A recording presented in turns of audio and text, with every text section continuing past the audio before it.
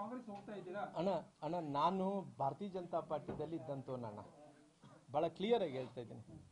ಇವತ್ತು ಭಾರತೀಯ ಜನತಾ ಪಾರ್ಟಿಯಲ್ಲಿ ನೋವಾದಂಥ ಟೈಮಲ್ಲಿ ನನ್ನ ಅನಿಸಿಕೆಗಳೇನಿದೆ ನಾನು ನಿಮ್ಮ ಮುಂದೆ ಕೂಡ ನನ್ನ ಅನಿಸಿಕೆಗಳನ್ನು ವ್ಯಕ್ತಪಡಿಸಿದ್ದೀನಣ್ಣ. ಹಂಗಾಗಿ ಅವ್ರು ಊಹೆ ಇರ್ಬೋದು, ಯಾವುದು ಜನಾರ್ದನ್ ರೆಡ್ಡಿ ಅವರು ಊಹೆ ಅಂದ್ರೆಗಿನ ಅವ್ರನ್ನ ಮಟ್ಟಾಕಕ್ಕೆ ನಾನು ಸತೀಶ್ ಅವ್ರನ್ನ ಮಟ್ಟಾಕಕ್ಕೆ ನಾನ್ಯಾರು? ಸತೀಶ್ ಅವ್ರ ಮಟ್ಟಕ್ಕೆ ಅವ್ರ ಪಾರ್ಟಿಯಲ್ಲಿ ಅವ್ರು ದೊಡ್ಡವರು, ನನ್ನ ಪಾರ್ಟಿಯಲ್ಲಿ ನಾನು ದೊಡ್ಡವನಣ್ಣ. ನಾನು ಅವ್ರ ಮಟ್ಟಕ್ಕೆ ನಾನೇ ಅವನು. ಅವ್ರ ಸಮುದಾಯ ಅಂದ್ರೆ ವಾಲ್ಮೀಕಿ ಸಮುದಾಯ ಕಾಂಗ್ರೆಸ್ ಅಲ್ಲಿ ಕೂಡ ಇದಾರಣ್ಣ. ಅಪ್ಪ ಅಣ್ಣ ಯಾರು ಮಾತಾಡ್ಬೇಡ್ರಪ್ಪ, ಬಾಯ್ ಮಾಡ್ಬೇಡ್ರಿ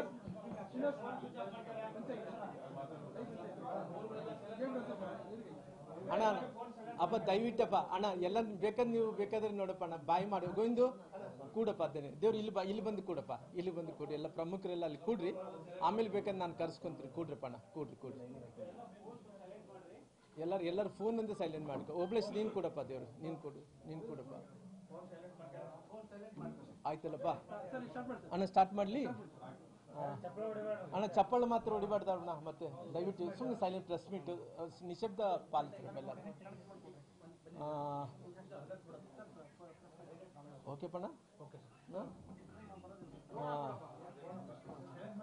ಮಾಧ್ಯಮದ ಸ್ನೇಹಿತರೆ, ಮೊನ್ನೆ ನಡೆದಂಥ ಕೋರ್ ಕಮಿಟಿಯಲ್ಲಿ ಸನ್ಮಾನ್ಯ ನಮ್ಮ ರಾಜ್ಯದ ಉಸ್ತುವಾರಿಗಳಾದಂಥ ರಾಧಾ ಮೋಹನ್ ಅಗ್ರವಾಲ್ ಅವರು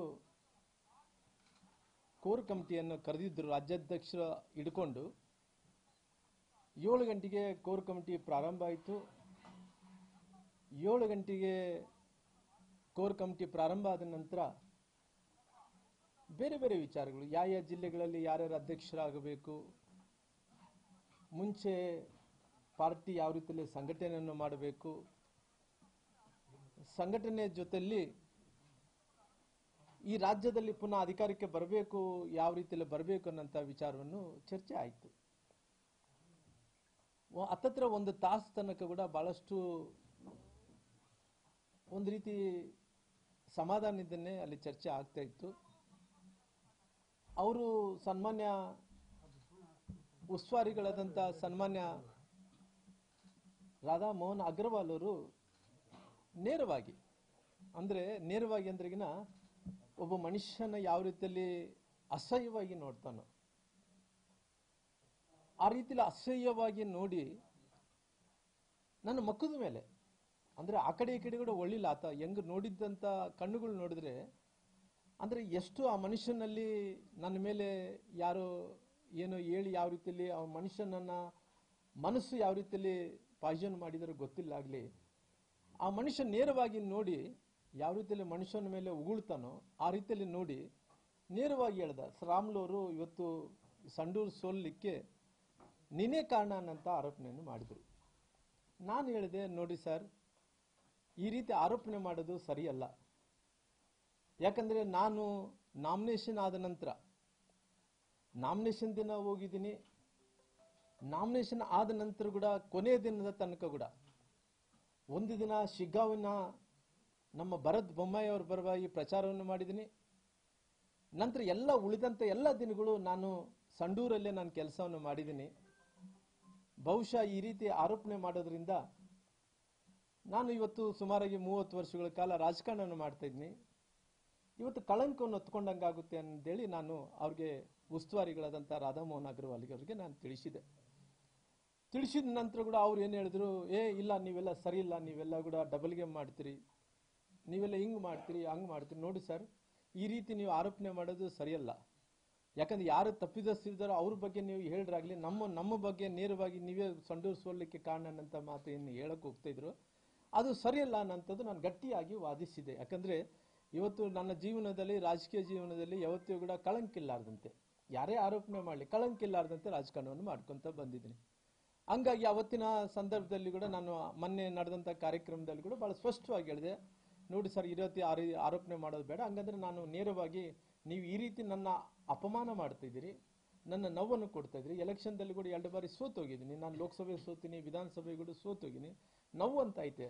ಇವತ್ತು ಗಾಯದ ಮೇಲೆ ಬರೆ ಹೇಳಕ್ಕೆ ಹೋಗ್ಬೇಡ್ರಿ ದಯವಿಟ್ಟು. ಈ ರೀತಿ ಮಾಡೋದ್ರಿಂದ ನನಗೆ ಇಷ್ಟ ಇಲ್ಲ ಅಂತೇಳಿ ನಾನೇನು ಮಾಡಿದೆ, ಎದ್ದು ಹೋಗೋಕ್ಕೆ ಪ್ರಯತ್ನವನ್ನು ಮಾಡಿದೆ. ಎದ್ದು ಹೋಗೋಕ್ಕೆ ಪ್ರಯತ್ನವನ್ನು ಮಾಡಿದಂಥ ಟೈಮಲ್ಲಿ ಸನ್ಮಾನ್ಯ ಎಲ್ಲ ನಮ್ಮ ನಾಯಕರು, ನಮ್ಮ ಬಸವರಾಜ ಬೊಮ್ಮಾಯಿಯರಿದ್ದರು, ಅಶೋಕ್ ಅವರಿದ್ದರು, ನಂತರ ನಮ್ಮ ಸದಾನಂದ ಗೌಡರು ಇದ್ದರು, ನಂತರ ನಮಗೆ CT ರವಿ ಅವರಿದ್ದರು. ಅವರೆಲ್ಲರೂ ಸೇರಿ ರಾಮ್ಲು ಹಂಗೆ ಎದ್ದೋಳೋದು ಅದು ಶೋಭೆ ಅಲ್ಲ ಅಂತ ಹೇಳಿದ್ರು. ಇಲ್ಲ, ನಾನು ಎದ್ದೋಳಕ್ಕೆ ಹೋಗಲ್ಲ ಸರ್. ಇವತ್ತು ನನ್ನ ನೋವಾಗಿದೆ, ಅದನ್ನು ವ್ಯಕ್ತಪಡಿಸಲಿದ್ರೆ ಇವತ್ತು ಈ ಮಾಧ್ಯಮಗಳ ವಿಚಾರದಲ್ಲಿ ಇವತ್ತು ಈ ವಿಚಾರವನ್ನು ನಾನು ಪ್ರಸ್ತಾಪನೆಯನ್ನು ಮಾಡಲಿದ್ರೆ ಅವ್ರು ಹೇಳಿದಕ್ಕೋಸ್ಕರವಾಗಿ ನಾನು ಹೇಳ್ತಾ ಇದ್ದೀನಿ. ಹೇಳಿದರೆ ನಾನು ತಪ್ಪಿಸಲಾಗ್ತೀನಿ ಅಂತೇಳಿ ಅವ್ರು ಏನು ಮಾಡಿದ್ದಾರೆ, ನಾನು ತಕ್ಷಣ ಅವ್ರಿಗೆ ನಾನು ತಿಳಿಸಿದೆ. ನಾನು ತಿಳಿಸಿದೆ, ಈ ರೀತಿ ಮಾತಾಡಬೇಡ್ರಿ ಸರ್ ಅಂತ ಹೇಳಿದೆ. ನಾನು ಹಂಗೆ ಮಾತಾಡ್ತಾನೆ ಅವ್ರು ಏನೇನೋ ಮಾತಾಡ್ತಿದ್ರು ಹಿಂದಿಯಲ್ಲಿ ಮಾತಾಡ್ತಾ ಇದ್ರು. ನಾನು ರಾಜ್ಯಾಧ್ಯಕ್ಷರ ಕಡೆ ನೋಡಿದೆ. ನಾನು ರಾಜ್ಯಾಧ್ಯಕ್ಷರೇ, ಇವತ್ತು ನನ್ನ ರಕ್ಷಣೆಗೆ ನೀವು ಬರಬೇಕಾಗಿತ್ತು. ಯಾಕಂದರೆ ಇವತ್ತು ಪಾರ್ಟಿಯ ರಾಜ್ಯಾಧ್ಯಕ್ಷರು ತಾವೇ ಆಗಿದ್ರಿ. ನನ್ನ ರಕ್ಷಣೆಗೆ ತಾವು ನಿಲ್ಲಬೇಕಾಯಿತು. ಅವರು ಯಾವ ರೀತಿಯಲ್ಲಿ ಹೇಳ್ತಾ ಇದ್ದಾರೆ ಅಂದ್ರೆಗಿನ ಸಂಪೂರ್ಣವಾಗಿ ಸೋಲು ನಿನ್ನಿಂದನೇ ಆಗಿದೆ ಅನ್ನೋಂಥ ಆರೋಪಣೆ ಮಾಡೋಂಥ ಟೈಮಲ್ಲಿ ನನ್ನ ಪರವಾಗಿ ನೀನು ನಿಲ್ಲಬೇಕಾಯಿತು. ನಿಂದಿಲ್ಲ ಅಂದರೆ ನಾನು ಮತ್ತೆ ಹಿಂದಕ್ಕೆ ಹೋಗಿ ಮಾತಾಡೋನಲ್ಲ, ನಾನು ನಿನ್ನ ಮುಖದ ಮೇಲೆ ಮಾತಾಡ್ತಾ ಇದ್ದೀನಿ. ನಿನ್ಗೆ ಹಿಂಗೆ ಅವ್ರು ಅಂದರೆ ಕೂಡ ನಾನು ರಕ್ಷಣೆ ಮಾಡಿಲ್ಲ ಅನ್ನೋಂಥದ್ದು ಹೇಳಿದ ತಕ್ಷಣ ರಾಮ್ಲು ನಾನೇನು ಮಾಡಲಿ, ನಾನೇನು ಮಾಡೋಕ್ಕಾಗುತ್ತೆ ಅಂತ. ನೋಡಪ್ಪ, ನೀನೊಬ್ಬ ಅಧ್ಯಕ್ಷನಾಗಿ ನಿನ್ನ ರಕ್ಷಣೆಗೆ ಬಾ ಅಂತ ಕೇಳಿದ್ದೀನಿ ನಾನು. ಅಂದರೆ ನೀನು ರಕ್ಷಣೆಗೆ ಬರಲ್ಲ, ನಾನೇನು ಮಾಡಲಿ ಅಂದ್ರೆ ನಾನು ಏನು ಮಾಡೋಕ್ಕಾಗಲ್ಲ. ಆಯ್ತಪ್ಪ, ಅವ್ರು ಹೇಳಿದ್ದೆ ಕರೆಕ್ಟ್ ಅಂದ್ಕೊಂಡು ಅವ್ರು ತಿಳ್ಕೊಂಡಿರ್ತಾರೆ. ಅವ್ರಿಗೆ ಲಾಸ್ಟ್ಗೆ ಇಲ್ಲಿ ಕನ್ವಿನ್ಸ್ ಮಾಡೋಂಥ ಪ್ರಯತ್ನ ಮಾಡಿರಿ ಅಂತ ಹೇಳಿದ್ರೆ ಸದಾನಂದ ಗೌಡರು ಎದ್ರು. ಸದಾನಂದ ಗೌಡರು ಏನಂದ್ರೆ ಹೇಳಿದ್ರೆ ಅಂದರೆ, ಸದಾನಂದ ಗೌಡರು ರಾಮುಲು ಅವರೇ, ಇವತ್ತು ನೀವು ರಾಧಾಮೋಹನ್ ಅಗ್ರವಾಲ್ ಅವರೇ ನೇರವಾಗಿ ರಾಮುಲು ಅವ್ರ ಮೇಲೆ ಆರೋಪಣೆ ಮಾಡಿದ್ರಿ. ಇವತ್ತು ಈ ಸಂಡೂರಿನ ಸೋಲಿನ ಬಗ್ಗೆ ನನಗೆ ಇವತ್ತು ಜವಾಬ್ದಾರಿಯನ್ನು ವಹಿಸಿದ್ದಾರೆ. ಆ ಜವಾಬ್ದಾರಿ ವಹಿಸಿದ ನಂತರ ಸಂಡೂರಿಗೆ ನಾನೇ ಹೋಗಿ ಬಂದಿದ್ದೀನಿ. ನಾನು ಹೋಗಿ ಬಂದ ನಂತರ ಎಲ್ಲ ವರದಿಗಳನ್ನು ನಾನು ಕಲೆಕ್ಟ್ ಮಾಡಿಕೊಂಡಿದ್ದೀನಿ. ಕಲೆಕ್ಟ್ ಮಾಡಿಕೊಂಡ ನಂತರ ಇನ್ನು ವರದಿನ ಪಾರ್ಟಿಗೆ ಒಪ್ಪಿಸಿಲ್ಲ. ನಾನು ಪಾರ್ಟಿಗೆ ನಾವು ಏನು ಒಪ್ಪಿಸ್ಬೇಕಾಯಿತು ಒಪ್ಪಿಸಿಲ್ಲ. ಇನ್ನೊಂದು 2-3 ದಿನಗಳಲ್ಲಿ ಒಪ್ಪಿಸ್ತೀನಿ. ಅಷ್ಟು ಒಳಗಡೆನೆ ರಾಮ್ಲು ಅವರೇ ನೀವು ತಪ್ಪಿದಸ್ತರು, ನಿಮ್ಮಿಂದನೇ ಸೋಲಾಗಿದೆ ಅಂತೇಳಿ ಹೆಂಗೆ ಮಾತಾಡ್ತೀರಿ ಅಂತೇಳಿ ಅವರು ಸದಾನಂದ ಗೌಡರು ಸಿಟ್ಟಾದಂಥ ಟೈಮಲ್ಲಿ ಇಲ್ಲ, ಅವ್ರು ಸ್ವಲ್ಪ ಹೊತ್ತಾದ್ಮೇಲೆ ಅವ್ರು ಹೇಳಿದ್ರು ನನ್ನ ಮಾತುಗಳನ್ನು ನಾನು ವಾಪಸ್ ತೊಗೊತೀನಿ ಅನ್ನೋಂಥ ಮಾತು ರಾಧಾಮೋಹನ್ ಅಗ್ರವಾಲ್ ಹೇಳಿದ್ರು. ಹೇಳಿದ ತಕ್ಷಣ ನನಗೆ ಏನನ್ಸಿದಂದ್ರೆ, ಎಲ್ಲೋ ಒಂದು ಕಡೆ ಇವತ್ತು ನಾನು ಒಂದೇ ಹೇಳಿದೆ, ನೋಡಪ್ಪ, ಎಲ್ಲೋ ಒಂದು ಕಡೆ ನೀವು ಕೇಳಿದಂಥ ಮಾತು ಇವತ್ತು ಜನಾರ್ದನ್ ರೆಡ್ಡಿ ಅವರು ಮಾತನ್ನು ಕೇಳಿಕೊಂಡು ಜನಾರ್ದನ್ ರೆಡ್ಡಿ ಅವರು ಯಾವ ರೀತಿಯಲ್ಲಿ ಸುಳ್ಳಿನ ಮೇಲೆ ಕೋಟೆ ಕಟ್ಟಿದಾನಂದ್ರೆ ಎಲ್ಲರ ಜಗತ್ ಜಾಹೀರ ಆಗಿದೆ. ಇವತ್ತು ಜನಾರ್ದನ್ ರೆಡ್ಡಿ ಅವರು ಹೇಳಿದಕ್ಕೋಸ್ಕರವಾಗಿ ಅದೆಲ್ಲ ಬಂಗಾರ ಹನುಮಂತವ್ರ ಅಭ್ಯರ್ಥಿಯಾಗಿ ಅವರು ಹೇಳಿದಕ್ಕೋಸ್ಕರವಾಗಿ ನನ್ನ ಮೇಲೆ ಆರೋಪಣೆ ಮಾಡೋದು ನನಗೆ ಸರಿಯಲ್ಲ. ಆರೋಪಣೆ ಮಾಡೋಂಥ ಟೈಮಲ್ಲಿ ರಾಮ್ಲು ಏನು ಅಂತೇಳಿ ಅವ್ರು ತಿಳ್ಕೊಬೇಕಾಯ್ತು.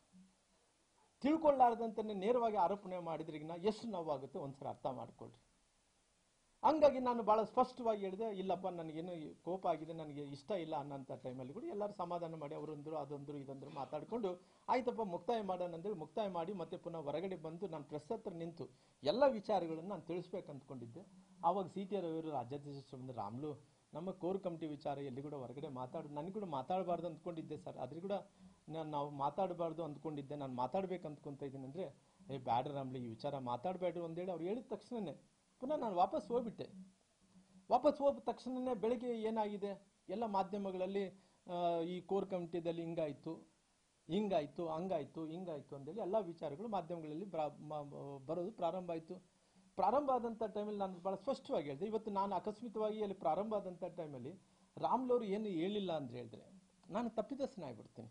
ಯಾಕಂದ್ರೆ ಕ್ಲಾರಿಫಿಕೇಶನ್ ಕೊಡಬೇಕಾಯ್ತು ನನ್ನ ಧರ್ಮ ಆಗಿರೋ ಕಾರಣ ಯಾರು ಹೇಳಿದಾರೋ ಎಲ್ಲಿ ಮಾಧ್ಯಮದಲ್ಲಿ ಎಲ್ಲಿಗೆ ಗೊತ್ತಾಗಿದೆನೋ ಗೊತ್ತಿಲ್ಲ, ಮಾಧ್ಯಮದಲ್ಲಿ ಬಂದ ತಕ್ಷಣ ನಾನೇನು ಮಾಡಿದೆ, ನಾನು ನಿನ್ನೆ ಸ್ವಲ್ಪ ಬೇರೆ ಕಡೆ ಹೋದಂಥ ಟೈಮಲ್ಲಿ ಅವರು ಮಾಧ್ಯಮದ ಸ್ನೇಹಿತರು ಎಲ್ಲರೂ ಕೂಡ ತಮ್ಮನ್ನು ಆದಿ ಹಿಡ್ಕೊಂಡು ಎಲ್ಲ ಎಲೆಕ್ಟ್ರಾನಿಕ್ ಮೀಡಿಯಾ, ಪ್ರಿಂಟ್ ಮೀಡಿಯಾ ನನ್ನ ಹತ್ರ ಮಾತಾಡುವಂಥ ಟೈಮಲ್ಲಿ ಭಾಳ ಸ್ಪಷ್ಟವಾಗಿ ಕ್ಲಾರಿಫಿಕೇಶನ್ ಕೊಟ್ಟೆ. ನಾನು ಇಂಥ ಪರಿಸ್ಥಿತಿಯಲ್ಲಿ ನೋಡಿ ಸರ್, ಜೀವನದಲ್ಲಿ ಯಾವತ್ತೂ ಕೂಡ ಪಾರ್ಟಿ ಅಂದ ತಕ್ಷಣ ತಾಯಿ ಇದ್ದಂತೆ. ಯಾವತ್ತೂ ಕೂಡ ರಾಜಕಾರಣದಲ್ಲಿ ಕೆಲವೊಂದು ಸಂದರ್ಭದಲ್ಲಿ ಯಾವತ್ತೂ ಕೂಡ ತಾಯಿಗೆ ದ್ರೋಹ ಮಾಡೋಂಥ ಕೆಲಸ ನಾವು ಮಾಡೋಕ್ಕೆ ಹೋಗಲ್ಲ. ಯಾವತ್ತಿದ್ರೂ ಕೂಡ ನೇರವಾಗಿ ಮಾಡ್ತೀವಿ ಅಂದರೆ ಮಾಡ್ತೀವಿ, ಮಾಡಲ್ಲ ಅಂದರೆ ಮಾಡಲ್ಲ, ನೇರವಾಗಿ ಹೇಳ್ತೀವಿ. ಯಾವತ್ತೂ ಕೂಡ ನನಗೆ ಭಾಳಷ್ಟು ಮಂದಿ ಕೇಳಿದಂಥ ಟೈಮಲ್ಲಿ ಕೂಡ ಆ ಕಲ್ಚರ್ ಅನ್ನೋಂಥದ್ದು ನಮ್ಮ ಯಾರು ಹಿರಿಯರು ನಮಗೆ ಹೇಳ್ಕೊಟ್ಟಿಲ್ಲ. ಯಾವತ್ತೂ ಕೂಡ ಆ ರೀತಿ ಮಾಡೋಂಥ ವ್ಯಕ್ತಿಗಳೇ ನಾವಲ್ಲ ಅನ್ನೋಂಥ ಕ್ಲಾರಿಫಿಕೇಶನ್ ಕೂಡ ನಿನ್ನೆ ಕೊಡೋಂಥ ಕೆಲಸ ಮಾಡಿದೆ. ಮಾಧ್ಯಮಗಳು ಕೂಡ ಎಲ್ಲ ವಿಚಾರಗಳನ್ನು ತಿಳಿಸುವಂಥ ಕೆಲಸ ನಾನು ಮಾಡಿದ್ದೀನಿ. ಹಂಗಾಗಿ ಇವತ್ತು ನೋವಾದಂಥ ಟೈಮಲ್ಲಿ ಅವರು ಭಾಳಷ್ಟು ಮಂದಿ ಕೇಳಿದ್ರು, ಏನಪ್ಪ ರಾಮ್ಲು ಅವರು ಪಾರ್ಟಿ ಬಿಟ್ಟು ಹೋಗ್ತೀರಾ ಹಂಗ ಹಿಂಗ ಅಂತ ಹೇಳಿ. ನಾನು ಹೇಳಿದೆ, ಪಾರ್ಟಿ ಬಿಟ್ಟು ಹೋಗುವಂಥ ಪರಿಸ್ಥಿತಿ ಬಂದಂಥ ಟೈಮಲ್ಲಿ ಕೂಡ ಆ ರೀತಿ ಪಾರ್ಟಿ ಬಿಟ್ಟು ಹೋಗೋಂಥ ಪ್ರಶ್ನೆ ಇಲ್ಲ. ಮುಂದಕ್ಕೂ ಕೂಡ ನಾನು ಹೈಕಮಾಂಡ್ ಅವ್ರನ್ನ ನಾನು ಕೇಳ್ಕೊತೀನಿ, ಪ್ರೈಮ್ ಮಿನಿಸ್ಟರ್ಗಳ ಹತ್ರ ಹೋಗ್ತೀನಿ. ಪ್ರೈಮ್ ಮಿನಿಸ್ಟರ್ ಹತ್ರ ಹೋಗಿ ಹಿಂಗೆ ಆಗಿದೆ ಅಂತ. ಯಾಕಂದರೆ ಪ್ರೈಮ್ ಮಿನಿಸ್ಟರ್ ನನಗೆ ವಿಶೇಷವಾಗಿ ಮುಂಚೆಯಿಂದ ಕೂಡ ನನಗೆ ಲೋಕಸಭಾ ಸದಸ್ಯರಿದ್ದಂಥ ಟೈಮಲ್ಲಿ ನಾನು 2 ಬಾರಿ 6 ಬಾರಿ MLA ಇದ್ದಂಥ ಟೈಮಲ್ಲಿ ಕೂಡ ನಾನು ಯಾವತ್ತೂ ಗುಜರಾತಿನ ಮುಖ್ಯಮಂತ್ರಿ ಆದಂಥ ಟೈಮಲ್ಲಿ ಕರ್ನಾಟಕ ಬಂದಂಥ ಟೈಮ್ ನಾನೇ ಅವ್ರ ಜೊತೆಲಿ ಇರ್ತಾ ಇದ್ದೆ. ಸುಮಾರಿಗೆ ಈ ಉತ್ತರ ಕರ್ನಾಟಕದಲ್ಲಿ ಎಲ್ಲೇ ಪ್ರವಾಸ ಮಾಡಲಿ ನರೇಂದ್ರ ಮೋದಿಜಿಯವ್ರ ಜೊತೆಲಿ ನಾನೇ ಅವ್ರ ಜೊತೆಲಿ ಎಸ್ಕಾಟ್ ಮಾಡ್ತಾ ಎಲ್ಲ ವಿಚಾರಗಳಲ್ಲಿ ನಾನು ಅವ್ರ ಜೊತೆಲಿ ಪ್ರಯಾಣ ಕೂಡ ಮಾಡಿದ್ದೀನಿ. ಜೊತೆಲಿ ನನಗೆ ಎಲ್ಲೇ ಕಂಡ್ರೆ ಕೂಡ ಭಾಳ ಗೌರವವಾಗಿ ಮಾತಾಡಿದೆ. ಅಂಥವ್ರ ಹತ್ರ ನನ್ನ ವಿಶ್ವಾಸ ಕಳ್ಸ್ಕೊಳಕ್ಕೆ ನನಗೆ ಇಷ್ಟ ಇಲ್ಲ. ಅದಕ್ಕೋಸ್ಕರವಾಗಿ ನಾನೇನು ಹೇಳಿದೆ, ಪ್ರೈಮ್ ಮಿನಿಸ್ಟರ್ ಹತ್ರ ತಿಳಿಸಿ. ಅಮಿತ್ ಶಾ ಅವರು ಕೂಡ ಪಾಪ ನನಗೆ ಅನೇಕ ಬಾರಿ ರಾಮ್ಲು ಆಪ್ತು ಜಮೀನ್ಸಿ ಹುಟ್ಟುಕು ಆಯಿಸೋ ಲೀಡರ್, ಅಂದರೆ ಕೆಳಮಟ್ಟದಿಂದ ಬೆಳೆದಂಥ ಲೀಡರ್ ಅಂತೇಳಿ ಅಮಿತ್ ಶಾ ಅವರು ಹೇಳ್ತಿರ್ತಾರೆ. ಇನ್ನು ರಾಜನಾಥ್ ಸಿಂಗ್ ಅವರು ನನಗೆ ಒಂದು ರೀತಿ ಅಂದ್ರಿಗಿನ ನಮ್ಮ ಮನೇಲಿ ಯಾವ ರೀತಿ ಹಣ್ಣವ್ರು ನೋಡ್ಕೊಂತ ಆ ರೀತಿ ನಿತಿನ್ ಗಡ್ಕರಿ ಅವರು, ಪ್ರಕಾಶ್ ಜಾವಡೇಕರ್, ಸುಷ್ಮಾ ಸ್ವರಾಜ್ ಇಲ್ಲ, ಎಲ್ಲರೂ ಕೂಡ ಆಲ್ಮೋಸ್ಟ್ ನನಗೆ ಗೊತ್ತಿರೋಂಥ ಕ್ಯಾಬಿನೆಟ್ ಮಿನಿಸ್ಟರ್ಗಳಲ್ಲಿ ಹತ್ತತ್ರ ಎಲ್ಲರೂ ಕೂಡ ಬೇಕಾದಂಥವ್ರು ಇದ್ದಾರಪ್ಪ. ಅವ್ರು ಎಲ್ಲರೂ ಕೂಡ ತಿಳಿಸ್ತೀನಿ. ಯಾಕಂದರೆ ನಾಳೆ ಏನಾಗುತ್ತೆ ಅಂದ್ರಿಗಿನ ಹೇಳಿದ್ದೆಲ್ಲ ಕೂಡ ಸತ್ಯ ಅಂದ್ಕೊಂಡು ಹೆಂಗಿರುತ್ತಂದ್ರಿಗಿನ ಯಾವತ್ತೂ ಕೂಡ ಸುಳ್ಳು ಅನ್ನೋಂಥದ್ದು, ಈ ಸುಳ್ಳು ಅನ್ನೋಂಥದ್ದು ಬಲಾಢ್ರ ಕೈಯಲ್ಲಿ ಏನಿರುತ್ತನೋ ಆ ಸುಳ್ಳು ಅನ್ನೋಂಥದ್ದು ಆ ಬಲಾಢ್ರ ಕೈ ಇದ್ದಂಥ ಟೈಮಲ್ಲಿ ಅದು ಸತ್ಯ ಆಗುತ್ತೆ. ಯಾವತ್ತೂ ಈ ಬಲಾಢ್ರ ಅಲ್ಲಾರ್ದಂಥವ್ರ ಕೈಯಲ್ಲಿ ಸತ್ಯ ಇದ್ರೆ ಅದು ಸತ್ಯನೇ ಸುಳ್ಳಾಗುತ್ತೆ. ಯಾವತ್ತೂ ಕೂಡ ಸತ್ಯದ ಕಡೆ ಸುಳ್ಳು ಗೆಲಿತ ತಗಲಿ, ಸತ್ಯ ಯಾವತ್ತೂ ಕೂಡ ಸೋತೋಗುತ್ತೆ. ಅಂದರೆ ಸುಳ್ಳು ಯಾವತ್ತು ಗೆಲ್ಲಿತದೆ ಬಲಾಢ್ರ ಕೈಯಲ್ಲಿ ಇದ್ದಂಥ ಟೈಮಲ್ಲಿ. ಸತ್ಯ ಏನಿದೆ ಬಲಾಢ್ರ ಇಲ್ಲಾರ್ದಂಥ, ಶಕ್ತಿ ಇಲ್ಲಾರ್ದಂಥ ಹೀನವಾದಂಥ ಜನರ ಜೊತೆಲಿ ಅಸತ್ಯ ಅನ್ನೋದು ಸುಳ್ಳಾಗುತ್ತೆ. ಯಾವತ್ತೂ ಕೂಡ ಸತ್ಯ ಮತ್ತು ಸುಳ್ಳಿನ ಬಗ್ಗೆ ನಾವು ನೋಡಿದಂಥ ಟೈಮಲ್ಲಿ ಸುಳ್ಳು ಬಲಾಢ್ರ ಜೊತೆಲಿ ಇದ್ದಂಥ ಟೈಮಲ್ಲಿ ಗೆಲ್ಕೊಂತಾನೆ ಬಂದಿದೆ, ಸತ್ಯ ಯಾವತ್ತೂ ಕೂಡ ಸೋಲ್ಕೊಂತಾನೆ ಬಂದಿದೆ. ಭಾಳ ಉದಾಹರಣೆಗಳು ನಾವು ನೋಡಿದ್ವಿ. ಹಂಗಾಗಿ ಎಲ್ಲ ವಿಚಾರಗಳನ್ನು ನಾನು ತಿಳಿಸಿದ ನಂತರ ಕೂಡ ನಾನು ಭಾಳ ಸ್ಪಷ್ಟವಾಗಿ ಹೇಳಿದೆ, ನೋಡಿ ಸರ್, ನನಗೆ ಇವತ್ತು ನಮ್ಮ ಏನು ಸಂಘದ ಪ್ರಮುಖರಿಗೆ ಎಲ್ಲರೂ ಕೂಡ ಏನು ತಿಳಿಸ್ಬೇಕಾಯ್ತು, ಎಲ್ಲರಿಗೂ ಕೂಡ ನಾನು ಪ್ರಮುಖರಿಗೆ ಎಲ್ಲರೂ ಕೂಡ ನಾನು ತಿಳಿಸಿದ್ದೀನಿ. ನಾನು ಮತ್ತೆ ಪಾರ್ಟಿಯ ಹೈಕಮಾಂಡ್ ನಾಯಕರು ಯಾರ್ಯಾರು ತಿಳಿಸ್ಬೇಕಾಯ್ತು, ನಾನು ಯಾರ್ಯಾರು ಕಮ್ಯುನಿಕೇಷನ್ದಲ್ಲಿ ಬಂದಾರೋ ಆ ಕಮ್ಯುನಿಕೇಷನ್ ಬಂದಂಥವ್ರು ಎಲ್ಲರೂ ಕೂಡ ನಾನು ತಿಳಿಸೋಂಥ ಕೆಲಸ ಕೂಡ ನಾನು ಮಾಡಿದ್ದೀನಿ. ಅದಕ್ಕೋಸ್ಕರವಾಗಿ ನನ್ನ ರಾಜಕೀಯ ಜೀವನದ ಬಗ್ಗೆ ರಾಜ್ಯದಲ್ಲಿ ಉದ್ದಗಲಕ್ಕೆ ಕೂಡ ಪಾರ್ಟಿ ಸಂಘಟನೆ ವಿಚಾರ ಬಂದಂಥ ಟೈಮಲ್ಲಿ 2019 ಹಿಡ್ಕೊಂಡು 2008, 2009 ಸುಷ್ಮಾ ಸ್ವರಾಜ್ ಅವರು ಇಲ್ಲಿ ನಿಂತಂಥ ಟೈಮಲ್ಲಿ ಕೂಡ 9ರಲ್ಲಿ ನಿಂತಂಥ ಟೈಮಲ್ಲಿ ಕೂಡ ಭಾಳ ಕಷ್ಟಪಟ್ಟಿದ್ದೀನಿ. ಯಾಕಂದರೆ ಸುಷ್ಮಾ ಸ್ವರಾಜ್ ಅವರು ನಿಂತಂಥ ಟೈಮಲ್ಲಿ ಅವತ್ತು ನಾನು ಒಪ್ಪುತ್ತೀನಿ, ಅಂದರೆ ನಾನೇನು ಆದಿ ಬೀದಿಯಲ್ಲಿ ಹೋದಂಥ ವ್ಯಕ್ತಿಯನ್ನಲ್ಲ. ನಂದು ಪೊಲಿಟಿಕಲ್ ಫ್ಯಾಮಿಲಿ. ನಾನು ಎಲ್ಲರೂ ಹೇಳಿದಂತೆ ಏನು ಇದ್ದಿಲ್ಲ, ಅವನಿಗೇನು ಕೂಡ ಅವರು ಕೈಯಲ್ಲಿ ಏನು ಇದ್ದಿಲ್ಲ, ದಾರ್ಯಾಗ ಅಡ್ಡಾಡ್ತಿದ್ರು ಅನ್ನೋದಕ್ಕಿಂತ ಅವತ್ತಿನ ಕಾಲದಲ್ಲೇ ನಮ್ಮ ಆವತ್ತಿನ ರಾಜೀವ್ ಗಾಂಧಿ ಅವರು ನಮ್ಮ ಮಾವನವ್ರ ಹತ್ರ ಮಾತಾಡ್ತಿದ್ರು. ಬಸವರಾಜೇಶ್ವರು ನಮಗೆಲ್ಲರೂ ಕೂಡ ಅವತ್ತಿನ ಕೇಂದ್ರದ ಮಂತ್ರಿಗಳಾಗಿದ್ದರು. ಅವತ್ತಿನ ಸಂದರ್ಭದಲ್ಲಿ ನನ್ನ ಸೋದರ ಮಾವರು, ಅವತ್ತು ನಮ್ಮ ರೈಲ್ವೆ ಬಾಬು ಅವರು ನನ್ನ ಅವತ್ತಿನ ಸಂದರ್ಭದಲ್ಲಿ MLA ಆಕಾಂಕ್ಷಿ ಆಗಿದ್ದರು. ಅವತ್ತಿನಿಂದ ನನ್ನ ಮಾವರು, ಸೋದರ ಮಾವರು ಬೇರೆ ಬೇರೆ ಕಾರಣಗಳಿಂದ ಅವ್ರಿಗೆ ತೊಂದರೆ ಆದ ನಂತರ ಕೂಡ ಅವತ್ತಿನಿಂದ ಕೂಡ ಪೊಲಿಟಿಕಲ್ ಫ್ಯಾಮಿಲಿ ಆಗಿ ನಾವು ಬಂದಿದ್ವಿ. ಆದರೆ ಪೊಲಿಟಿಕಲ್ ಫ್ಯಾಮಿಲಿನೇ ಅಲ್ಲ, ಯಾರೋ ಆದಿ ಬೀದಿಯಲ್ಲಿ ಹೋದಂಥ ಮಂದಿ ನಾವನ್ನ ಅಲ್ಲ. ನಮ್ಮ ರಕ್ತದಲ್ಲಿ ಕೂಡ ಪೊಲಿಟಿಕಲ್ ಫ್ಯಾಮಿಲಿ. ನಮ್ಮ ಮಾವೂರಿನಿಂದ ನಮ್ಮ ಅಜ್ಜಿಯವರಿಂದ ಕೂಡ ನಾವು ರಾಜಕಾರಣದಲ್ಲಿ ಮುಂದುವರಿಸ್ಕೊಂತ ಬಂದಿದ್ವಿ. ಹಂಗಾಗಿ ಎಲ್ಲೋ ಒಂದು ಕಡೆ ಇವತ್ತು ಹೇಳ್ತಾ ಇದ್ರು, ಎಲ್ಲೋ ಒಂದು ಕಡೆ ರಾಮುಲು ಅವರು 1999ರಲ್ಲಿ ನಿಂತಂಥ ಟೈಮಲ್ಲಿ ಅವತ್ತಿನ ಸಂದರ್ಭದಲ್ಲಿ ಏನೇನೋ ಘಟನೆಗಳಾಯಿತು, ಯಾರನ್ನೋ ಕಾರ್ಪೊರೇಟ್ಗಳು ಏನೋ ಹತ್ಯೆ ಆಯಿತು, ಅದು ಏನೇನೋ ಸುಳ್ಳಿನ ಮೇಲೆ ಗೋಡೆ ಕಟ್ಕೊಂತ, ಸುಳ್ಳಿನ ಮೇಲೆ ಕೋಟೆ ಕಟ್ಕೊಂತ ಬಂದಾರ. ರಾಮುಲು ಅವರ ಬಗ್ಗೆ ಇವತ್ತು ಜೀವನದಲ್ಲಿ ಅಂದ್ರೆ ಫೀಡಲ್ ಸಿಸ್ಟಮ್ ವಿರುದ್ಧ ನಾನು ಹೋರಾಟ ಮಾಡ್ಕೊಂತ ಬಂದೀನಿ. ಸುಮಾರು ಈ ಫೀಡಲ್ ಸಿಸ್ಟಮ್ ಅಂದ್ರಿಗಿನ ಯಾರ್ಯಾರು ದಬ್ಬಾಳಿಕೆ ಮಾಡ್ಕೊಂತಿರ್ತಾರೋ ಅವ್ರ ವಿರುದ್ಧವಾಗಿ ಎಲ್ಲ ಕೂಡ ನಾನು ಹೋರಾಟ ಮಾಡ್ಕೊಂತ ಬಂದಿದ್ದೀನಿ. ಯಾವತ್ತು ಕೂಡ ಬಡವರಿಗೆಲ್ಲ ಅನ್ಯಾಯ ಆಗುತ್ತೆ ಅಲ್ಲಿ ನಿಂತಿದ್ದೀನಿ. ಇವತ್ತು ಬಡವರಿಗೆ ಅನ್ಯಾಯ ಆದಂಥ ಟೈಮ್ ನಿಂತು ಗಟ್ಟಿಯಾಗಿ ಫೀಡಲ್ ಸಿಸ್ಟಮ್ ವಿರುದ್ಧ ಹೋರಾಟ ಮಾಡಿ ಬಡವರಿಗೆ ನ್ಯಾಯವನ್ನು ಕೊಡಿಸೋಂಥ ವಿಚಾರವನ್ನು ಮಾಡಿ ಇಲ್ಲಿ ತನಕ ನಾನು ಬಂದಿದ್ದೀನಿ. ಅನೇಕ ಬಳ್ಳಾರಿ ನಗರದಲ್ಲಿ ಹೋದರೆ ರಾಮುಲು ಅವರು ಇವತ್ತು ಹೋರಾಟದಿಂದ ಮೇಲೆ ಬಂದಂತನಾಗಲಿ, ಯಾರೇ ಆಶೀರ್ವಾದದಿಂದ, ಯಾರೋ ಕೃಪಾ ಕಟಾಕ್ಷದಿಂದ ಮೇಲೆ ಬಂದಂಥವನು ಅಲ್ಲ ನಾನು. ಯಾಕಂದ್ರೆ ನನ್ನ ರಕ್ತದಲ್ಲೇ ನಾನು ಪೊಲಿಟಿಕಲ್ ಫ್ಯಾಮಿಲಿ ಆಗಿರೋ ಕಾರಣ ಇವತ್ತು. ಹಂಗಾಗಿ ಅವತ್ತಿನಿಂದ ಕೂಡ ಇವತ್ತಿನ ತನಕ ಕೂಡ ಅವತ್ತು ಸೋತಿರ್ಬೋದು, ಮತ್ತೆ ಗೆದ್ದಿರ್ಬೋದು ರಾಜಕಾರಣದಲ್ಲಿ, ಮತ್ತೆ ಇವತ್ತು ಸೋತಿರ್ಬೋದು, ನಾಳೆ ಗೆಲ್ಲಿಬೋದು. ಅದು ಮುಖ್ಯ ಅಲ್ಲ, ನಮ್ಮ ಕ್ರೆಡಿಬಿಲಿಟಿ ಮುಖ್ಯ ಆಗುತ್ತೆ. ಹಂಗಾಗಿ ಇವತ್ತು ಎಲ್ಲ ರೀತಿಯಲ್ಲಿ ಕೂಡ ನಾನು ಅವತ್ತಿನಿಂದ ಇವತ್ತಿನ ತನಕ ಕೂಡ ಪಾರ್ಟಿಯನ್ನು ಕಟ್ಟಂತ ವಿಚಾರ ಬಂದಿನಿ. 2015ರಲ್ಲಿ ಹೇಳ್ತಾ ಇದ್ರು ಅವ್ರೇನು, 2015ರಲ್ಲಿ ನಾನು ಚಿತ್ರದುರ್ಗ ಜಿಲ್ಲೆಯಲ್ಲಿ ಮೊಣಕಾಲ್ಮೂರದಲ್ಲಿ ರಾಮುಲು ಅವರು ನಿಂತಿದ್ರು. ಜನಾರ್ದನ್ ರೆಡ್ಡಿ ಬಂದು ಯಾವ ರೀತಿಯಲ್ಲಿ ಮ್ಯಾಜಿಕ್ ಮಾಡ್ತಾನೋ ಮ್ಯಾಜಿಕ್ ಮಾಡಿ 45,000 ಓಟುಗಳಿಂದ ಗೆಲ್ಲಿಸಿದ್ರು ಅನ್ನೋಂಥ ಮಾತನ್ನು ಇವರು ಹೇಳ್ತಾ ಇದ್ರಂತೆ. ನಾನು ಹೇಳ್ತೀನಿ, ಇವತ್ತು ರಾಮುಲೂರು ಒಬ್ಬ ಶೆಡ್ಯೂಲ್ ಕ್ಯಾಸ್ಟ್ ಮಂದಿ, ರಾಮುಲೂರು ಒಬ್ಬ ವಾಲ್ಮೀಕಿ ಜನಾಂಗದ ಮಂದಿ. ಭಾರತೀಯ ಜನತಾ ಪಾರ್ಟಿ ಏನೋ ಅಷ್ಟು ಸುಲಭವಾದಂಥ ಪಾರ್ಟಿ ಅನ್ನಲ್ಲ, ಅದಕ್ಕೆ ಕೂಡ ಸುಮಾರು 100 ವರ್ಷ ಇತಿಹಾಸ ಇರೋಂಥ ಪಾರ್ಟಿ. ಆ ಪಾರ್ಟಿ ಅನ್ನಂಥದ್ದು ರಾಮುಲೂರಿಗೆ, ನಾವು ಯಾರನ್ನ ರಾಮುಲೂರು ಈ 2 ಕ್ಷೇತ್ರದಲ್ಲಿ ನಿಲ್ತಾರ ಅಂದ್ರಿಗಿನ, ಯಾರು ಇಂದಿರಾ ಗಾಂಧಿ ನಿಂತಿದ್ಲಂತೆ, ರಾಜೀವ್ ಗಾಂಧಿ ನಿಂತಿದ್ರಂತೆ, ಎಲ್ಲ ಒಂದು ಕಡೆ ಅಟಲ್ ಬಿಹಾರಿ ವಾಜಪೇಯಿ ನಿಂತಿದ್ರಂತೆ, ಮೋದಿಯವರು ನಿಂತಿದ್ರಂತೆ. ಆದ್ರೆ ಭಗವಂತ ಒಬ್ಬ ಶೆಡ್ಯೂಲ್ ಕ್ಯಾಸ್ಟ್ ಮನುಷ್ಯನಿಗೆ, ಒಬ್ಬ ವಾಲ್ಮೀಕಿ ಜನಾಂಗವನಿಗೆ 2 ಕಡೆ ಅವಕಾಶ ಮಾಡಿಕೊಡ್ತಾರೆ ನೋಡ್ರಿ. ಮತ್ತೆ ಈತ ಬಂದು ಅಲ್ಲಿ ಎಲೆಕ್ಷನ್ ಮಾಡಿದ ತಕ್ಷಣನೇ ಮ್ಯಾಜಿಕ್ ಮಾಡಿ 45,000 ಓಟ್ ಗೆಲ್ಲಿಸ್ಬಿಟ್ರೆ ಅಂದ ತಕ್ಷಣ ಪಾರ್ಟಿ ಈತನ ನೋಡಿ ನನಗೆ ಮೊಣಕಾಲ್ಮೂರು ಟಿಕೆಟ್ ಕೊಟ್ಬಿಡ್ತದ? ಒಂದು ಉದಾಹರಣೆ ಹೇಳಬೇಕು. ಯಾಕಂದ್ರೆ ಇವತ್ತು ಒಂದ್ ನಿಮಿಷ ನಾನು ಮುಗಿಸ್ರಿ ಸರ್. ನಾನು ಇವತ್ತು ಎಲ್ಲ ಒಂದ್ ಕಡೆ ಮ್ಯಾಜಿಕ್ ಮಾಡಿದ ತಕ್ಷಣ ಅವ್ರು ಗೆಲ್ಸ್ಬಿಡಕ್ಕಾಗತ್ತೆ. ಯಾರನ್ನ ಗೆಲ್ಸಕ್ಕಾಗಲ್ಲ, ಯಾರು ಸೋಲ್ಸಕ್ಕಾಗಲ್ಲ. ನಾನು ಇವತ್ತು ಬಹಳ ಕ್ಲಿಯರ್ ಆಗಿ ಹೇಳ್ತಾ ಇದ್ದೀನಿ. ಇವತ್ತು ರಾಮುಲೂರು ಇವತ್ತು ಚಿತ್ರದುರ್ಗದಲ್ಲಿ 2015 ನಿಂತರು. 2015 ನಿಂತ ಟೈಮಲ್ಲಿ ಇವತ್ತು ರಾಮುಲೂರು ಸೇರ್ಕೊಂಡು 6 ವಿಧಾನಸಭಾ ಕ್ಷೇತ್ರಗಳನ್ನ 2018ರಲ್ಲಿ ರಾಮುಲು ಹೋಗಿ ಅಲ್ಲಿ ನಿಂತಿಗೋಸ್ಕರವಾಗಿ 6 ವಿಧಾನಸಭಾ ಕ್ಷೇತ್ರ ಗೆದ್ದಿವಿ. ಯಾಕಂದ್ರೆ ಇಲ್ಲ ಒಂದು ಸೋತದ್ವಿ, ಚಳಿಕೇರಿ ಸೋತದ್ವಿ. ಚಳಿಕೇರಿ ಬಿಟ್ಟು 6 ವಿಧಾನಸಭಾ ಕ್ಷೇತ್ರದಲ್ಲಿ ಒಂದು ಚಳಿಕೇರಿ ಒಂದು ಬಿಟ್ಟು ಎಲ್ಲ ವಿಧಾನಸಭಾ ಕ್ಷೇತ್ರಗಳು ಗೆದ್ದಿವಿ. ಯಾಕಂತ ಹೇಳಿದ್ರೆ ರಾಮುಲು ಪ್ರಬಲವಾದಂತ ಕ್ಯಾಂಡಿಡೇಟ್. ಇವತ್ತು ನನ್ನ ಯಡಿಯೂರಪ್ಪ ಅವ್ರನ್ನ ಅಮಿತ್ ಶಾ ಅವರು ಮತ್ತೆ ಪುನಃ ನಮ್ಮ ನರೇಂದ್ರ ಮೋದಿಜಿಯವರು ಕರೆದು ಮಾತಾಡ್ರು. ನೋಡ್ರಿ ಶ್ರೀರಾಮುಲುರೇ, ನೀವು ಲೋಕಸಭಾ ಸದಸ್ಯರಾಗಿ ನೀವು ಯಡಿಯೂರಪ್ಪರು ಗೆದ್ದು ಬಂದಿದ್ರಿ. ಗೆದ್ದು ಬಂದಂತ 3 ವರ್ಷ ಅವಧಿ ಮುಗುತ್ತಾ ಇದೆ, ಇನ್ನು 2 ವರ್ಷ ಉಳಿದಿದೆ. ಎಲ್ಲರೂ ಕೂಡ ಇವತ್ತು ಕರ್ನಾಟಕದಲ್ಲಿ ಮತ್ತೆ ಎಲೆಕ್ಷನ್ ಬರ್ತಾ ಇರೋ ಕಾರಣ ಎಲ್ಲರೂ ಕೂಡ ರಾಜ್ಯಕ್ಕೆ ಹೋಗ್ಬೇಕಾಗಿದೆ ಅಂತೇಳಿ ನನಗೆ ಅವತ್ತು ಸುರೇಶ್ ಅಂಗಡಿ ಅವರು ಇದ್ರು, ಅನಂತಕುಮಾರ್ ಅವರು ಬಹುಶಃ ಇದ್ರು, ಅವರು ಬಹಳಷ್ಟು ಮಂದಿ, ಶೋಭಾ ಕರಂದ್ಲಾಜೆ ಎಲ್ಲರೂ ಕೂಡ ನಾವು MP ಸ್ಥಾನ ಬಿಡ್ತೀವಿ, ಕರ್ನಾಟಕಕ್ಕೆ ಹೋಗ್ತೀವಿ ಅಂದ್ರಿಗಿನ ಪ್ರೈಮ್ ಮಿನಿಸ್ಟರ್ ಕುಂದು ನರೇಂದ್ರ ಮೋದಿಜಿಯವ್ರ ಕುಂದು ಒಂದೇ ಇಲ್ಲ ರಾಮುಲುರನ್ನ ಯಡಿಯೂರಪ್ಪರನ್ನ ಬಿಟ್ಕೊಡ್ತೀವಿ ಅಂದ್ರಿಗಿನ ಅವತ್ತು ನನ್ನ ರಾಜೀನಾಮೆ ತಗೊಂಡು ನನ್ನ ಯಡಿಯೂರಪ್ಪರನ್ನ ಬಿಟ್ಕೊಟ್ಟ ನಂತರ ಕರ್ನಾಟಕಕ್ಕೆ ಬಂದು ಸ್ಪರ್ಧೆ ಮಾಡೋಂಥ ಟೈಮಲ್ಲಿ 2 ಸ್ಥಾನದಲ್ಲಿ ಇವತ್ತು ಒಬ್ಬ ವಾಲ್ಮೀಕಿ ಜನಾಂಗದವ್ರಿಗೆ ಯಾರ್ಯಾರೋ ದೊಡ್ಡವ್ರು ನೋಡ್ತೀವಿ 2 ಕಡೆ ಅವಕಾಶವನ್ನು ಮಾಡಿಕೊಟ್ಟು ರಾಮುಲುರು ಕ್ರೆಡಿಬಿಲಿಟಿ ಇಲ್ಲಾರ್ದಂತೆ, ಜನಪ್ರಿಯ ನಾಯಕರಲ್ಲಾರ್ದಂತೆ ಪಾರ್ಟಿ 2 ಕಡೆ ಅವಕಾಶವನ್ನು ಮಾಡಿಕೊಡುತ್ತಾನೆ.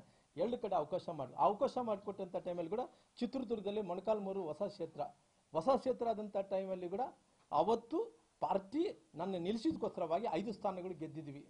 ಅದೇ ರೀತಿ ಬಾದಾಮಿಗೆ ಕಳಿಸಿದ್ರು. ಬಾದಾಮಿಯಲ್ಲಿ ನನ್ನ ಸಮುದಾಯ ಇಲ್ಲ, ನನ್ನ ಬಾದಾಮಿಯಲ್ಲಿ ಯಾರು ನಾನು? ಪಾರ್ಟಿ ಏನ್ ಮಾಡಿತ್ತು ಅವತ್ತಿನ ಸಂದರ್ಭದಲ್ಲಿ ರಾಮುಲುರಿಗೆ 2 ಕಡೆ ನಿಲ್ಲಿಸಿದ್ರಿಂದ ಅನಂತಕುಮಾರ್ ನನ್ನ ಹೆಲಿಕಾಪ್ಟರ್ ಕರ್ಕೊಂಡೋದ್ರು.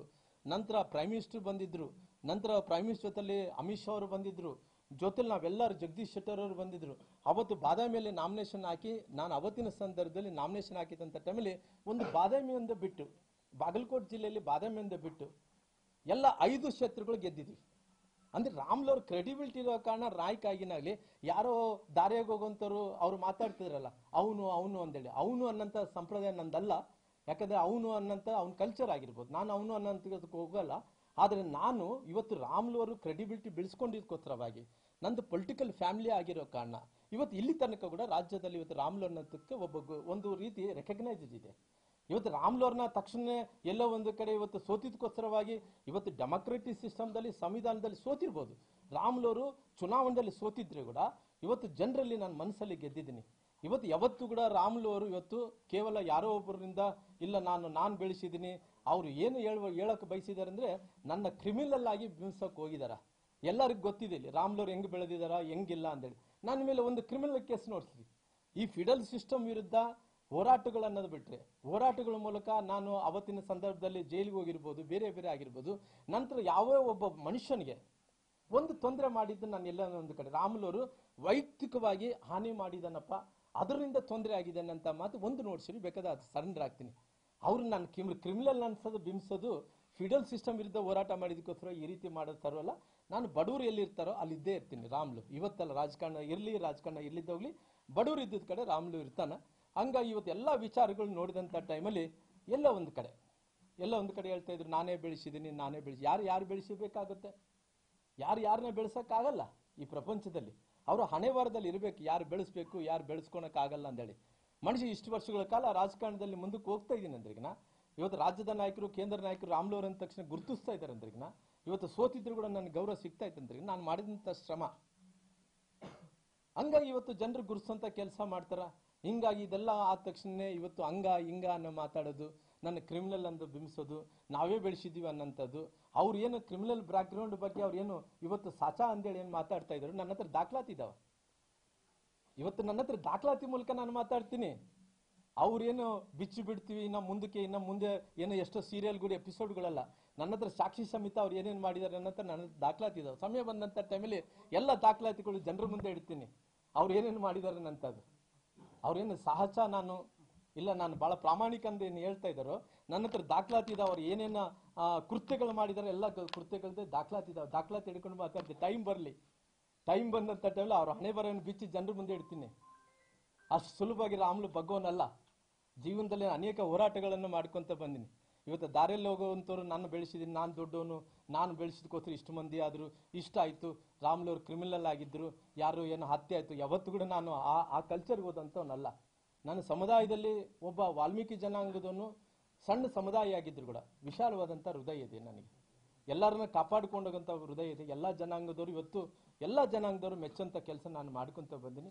ನನ್ನ ರಾಜಕೀಯ ಜೀವನಕ್ಕೆ ಕಲಂಕ ಇಡೋಂಥ ಕೆಲಸ ಮಾಡಿದರೆ ಮುಂದಿನ ದಿನಗಳಲ್ಲಿ ನಾನೇನು ಜನರಿಗೆ ನಿಮ್ಮ ಬಗ್ಗೆ ಏನು ತಿಳಿಸ್ಬೇಕು ಅದು ಸತ್ಯಾಂಶವನ್ನು ತಿಳಿಸುವಂಥ ಕೆಲಸ ನನ್ನ ಹತ್ರ ದಾಖಲೆ ಮೂಲಕ ಏನೇನಾಗಿದೆ ಏನೇನಿಲ್ಲ, ನೀವೇನೇನು ಕೃತ್ಯಗಳು ಮಾಡಿ ಎಲ್ಲ ವಿಚಾರಗಳನ್ನು ನಾನು ಜನರಿಗೆ ಬಿಚ್ಚಿಬಿಡೋಂಥ ಕೆಲಸ ಮಾಡ್ತೀನಿ. ಇವತ್ತು ಪಾರ್ಟಿ ಎಲ್ಲ ವಿಚಾರಗಳನ್ನು ನಾನು ತಿಳಿಸಿದ್ದೀನಿ.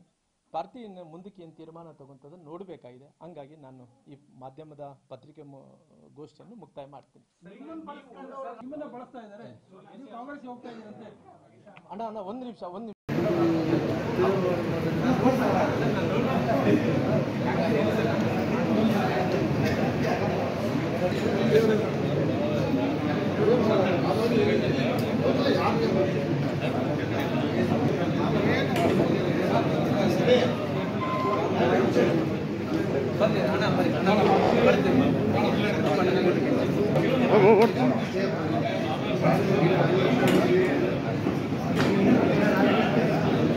Gracias.